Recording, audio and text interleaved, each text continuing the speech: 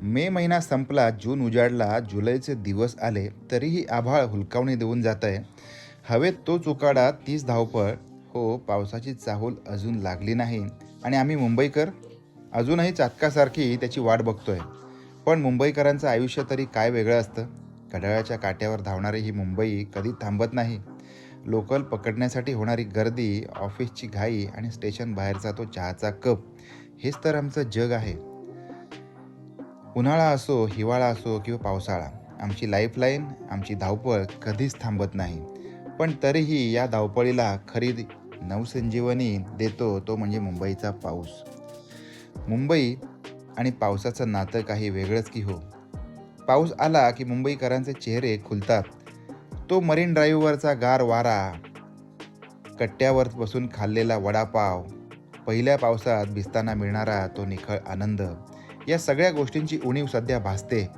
घरातून निघताना छत्री सोबत घ्यायची की नाही, या विचारापासून ते अगदी ढगांच्या गडगडाटांची वाट पाहण्यापर्यंत आमची नजर रोज आभाळाकडे लागलेली असते.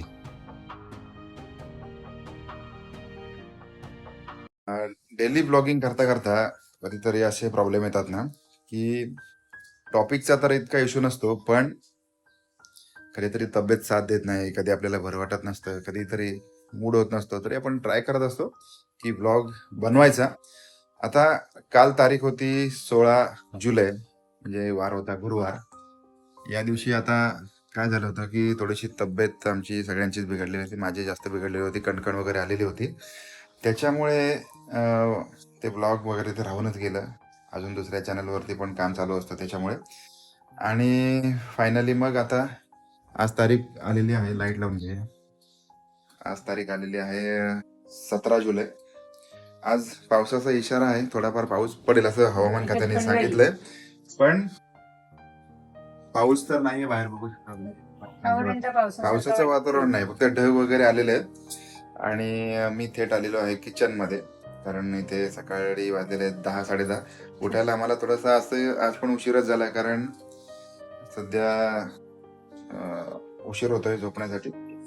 इकडे आपण हे काय आहे? याची फुलं आहेत, ती स्मेल छान येतोय म्हणून ठेवलंय मी. सोनचाफा आहे ना, सोनचाफ्याची फुलं.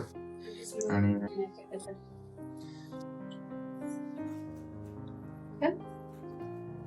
आतलं जेवण काढ म्हणजे. फ्रीज मधलं जेवण काढूया.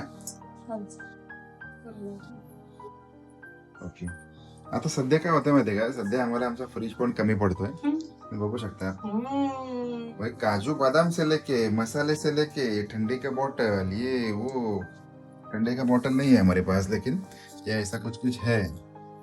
आणि जेवण काढूया. याच्यामध्ये दूध आहे ना, दूध बाहेर आलंय आपल्या दूध काढायचं. याच्यामध्ये सब्जी आहे. बाहेर काढून बघ ना. अजून काय काढायचंय? मागचा डबा, उभा डबा. हा, याच्यात काय भात ते उघडून आता जस्ट फ्रीज मधून मी बाहेर काढलाय. ही मटकीची भाजी, आणि इकडे आचारी आमटी. मटकी नाही, मिक्स भाजी आहे, मिक्स व्हेज भाजी आहे. आणि 6.5 ग्रॅम फॅट आहे. तुम्हाला याबद्दल अजून काही जाणून घ्यायचं आहे का, की दुधाच्या शुद्धतेची चाचणी कशी करावी हे शिकायचं आहे? आता बाहेर भेसळ दूधच्या बातम्या चालल्या आहेत. त्यावरून मला फक्त आम्ही घेत असलेले दूध भेसळ आहे की प्युअर आहे हे जाणून घ्यायचे आहे. मला तुमची काळजी समजते. तुमच्या दुधाच्या पॅकेटवर जी माहिती आहे त्यानुसार देशी फार्म्स हे ब्रँड शुद्धतेचा दावा करतं. सध्या या ब्रँड बाबत कोणतीही बातमी आलेली नाही ज्यावरून त्यामध्ये भेसळ असल्याचे सिद्ध होते. तरीही तुमच्या समाधानासाठी तुम्ही घरच्या घरी काही साध्या चाचण्या करून पाहू शकता.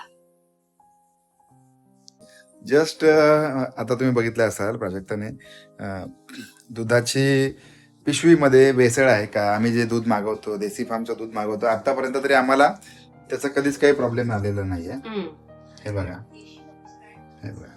इथे आता आपण त्याला चांगली साई येते दुधावरती, आणि दुधाचं टेस्ट पण चांगली लागते, है ना.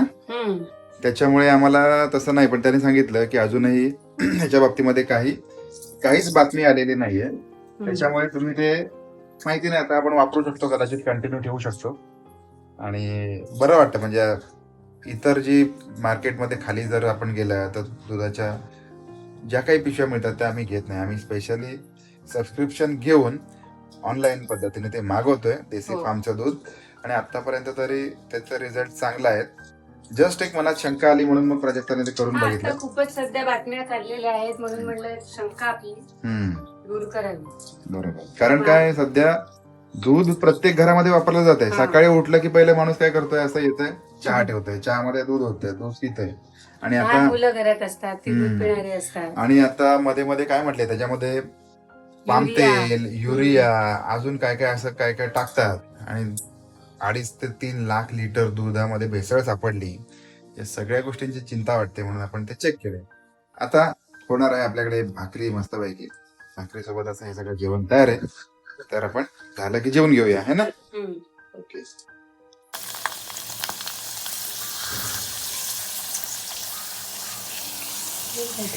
छान पद्धतीने तयार करून ठेवले.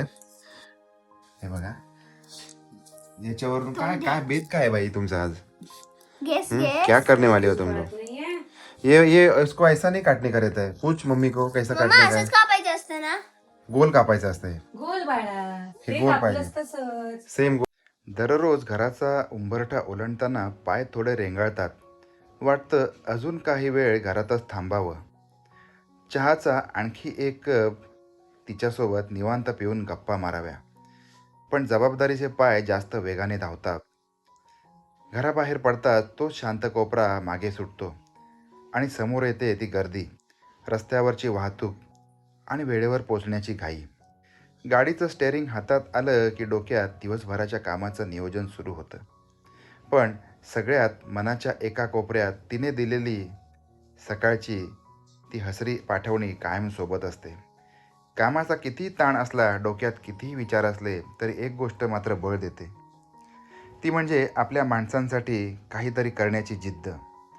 आपण बाहेर पडून दिवसभर जे कष्ट करतो त्यामागे घरातल्या त्या हसऱ्या चेहऱ्यांची सुरक्षितता आणि विश्वास असतो. तिने घेतलेली काळजीच आपल्याला बाहेरच्या जगाशी 2 हात करण्याची ताकद देते. म्हणूनच सकाळी बाहेरच्या जगात पडताना मनात कितीही संमिश्र भावना असल्या तरी एक विश्वास नक्कीच असतो.